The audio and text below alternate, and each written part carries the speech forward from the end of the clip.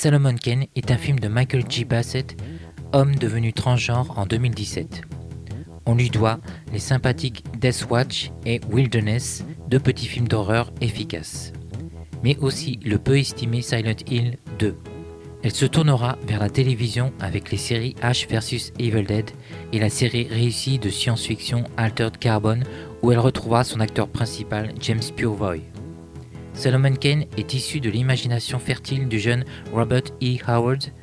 Elle pose les jalons du genre nouveau de ce que l'on nommera Sword and Sorcery, autrement dit épée et sorcellerie en français, qu'il développera avec sa création la plus célèbre, Conan.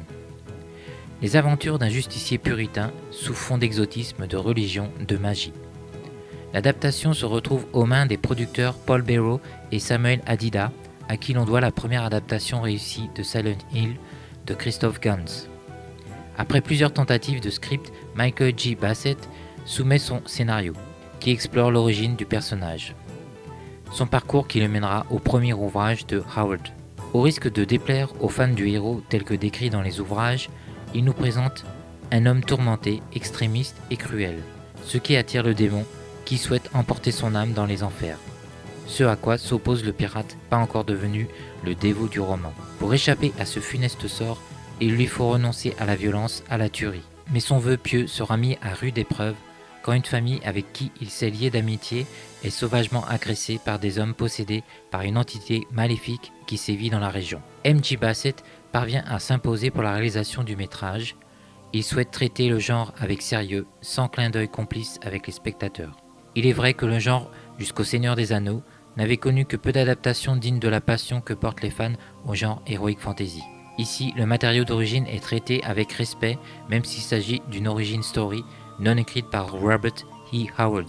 Tout est soigné, de la photographie de Dan Lauston au costume de John Bloomfield et son équipe tchèque en passant par les décors de David Axa. On est surpris par la qualité de la distribution. Pete Postlethwaite dans le rôle d'un père de famille puritain qui apportera l'adoubement moral au maudit Solomon Kane. Il parvient à apporter de l'humanité à un rôle assez bref mais essentiel.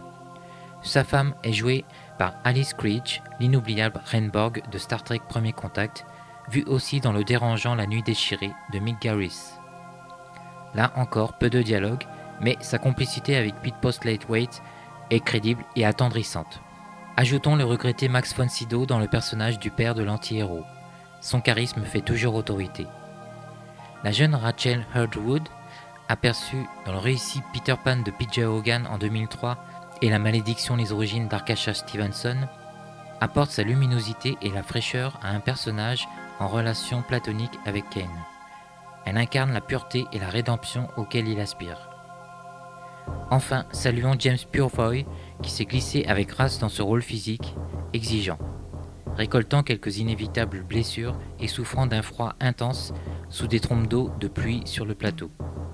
Il fait montre d'un charisme affirmé pour un personnage d'abord sombre qui passe petit à petit de l'ombre à la lumière.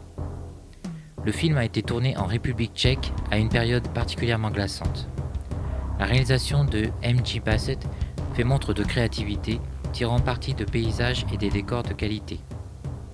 Il sait iconiser ses personnages.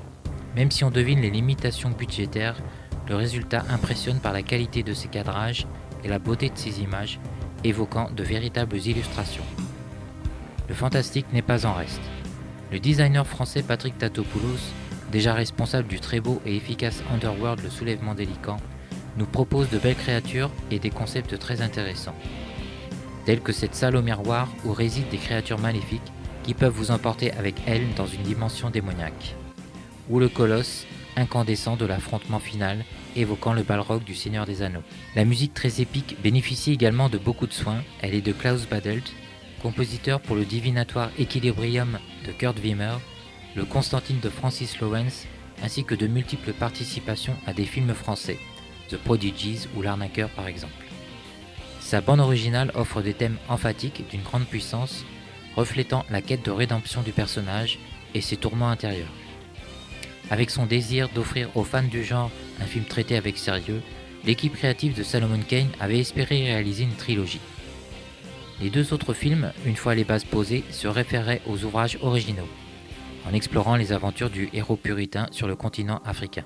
Hélas, le succès ne fut pas au rendez-vous malgré toutes ses qualités. Une récompense méritée toutefois pour James Purefoy au festival de Fantasporto. Le film ne connaîtra donc pas de suite malgré les suppliques des fans. C'est bien dommage car le métrage reste une belle tentative et est parvenu à installer une atmosphère sombre, violente, lyrique, mais non dénuée d'espoir. À nous proposer un univers où la magie, le fantastique et l'action se mêlent avec efficacité. Si vous êtes passé à côté de ce petit bijou, n'hésitez pas à vous tremper les os dans ce pays de sorcières et de malédictions. Je vous dis à bientôt sur la chaîne si vous le souhaitez.